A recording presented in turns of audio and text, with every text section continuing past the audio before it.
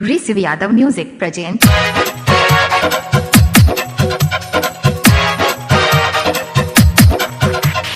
राकेश शंकर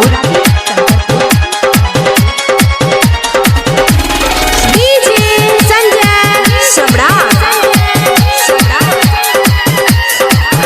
एगे सुन सुन के बंगाल बाली कमर तोहर हिले गे छड़िया सुना। एगे सुन सुन के बंगाल बाली कमर तोहर हिले जिला दरभंगा के छौरा गे दीवाना तोहर भेला आजादा नखरा करबा इंजन सीज क देबो गे चुमा ले तले त बॉल दुनु फ्यूज क देबो चुमा ले तले त बॉल दुनु फ्यूज क देबो सुन सुन गे बंगाल बाली कमर तोहर हिले संजय सुन सुन गे बंगाल बाली कमर तोहर हिले जिला मधुबनी के छौरा के दीवाना तोहर भेला आजादा नखरा करबा इंजन सीज क देबो गे चुमा ले तले त बॉल दुनु फ्यूज क देबो चुमा ले तले त बॉल दुनु फ्यूज क देबो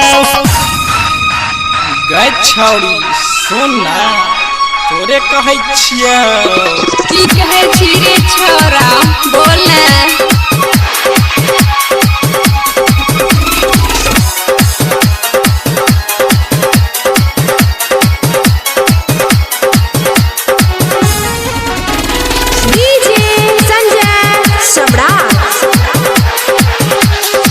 मेकअप के पूरा देबो हम तोहरा खर्चा यूपी बिहार में छो तोरे गचरचा हां सच में रे मेकअप के पूरा देबो हम तोहरा खर्चा यूपी बिहार में छो तोरे गचरचा देबो ही कोना कोना छौरा के छौरी के हम जा लो जे तऊ उठा के गे और के सटा में तोरा आजादा नखरा करबा इंजन सीज क देबो गे चुमा ले तले त बॉल दुनु फ्यूज क देबो चुमा ले तले त बॉल दुनु फ्यूज क देबो मार लाग जतो तोरा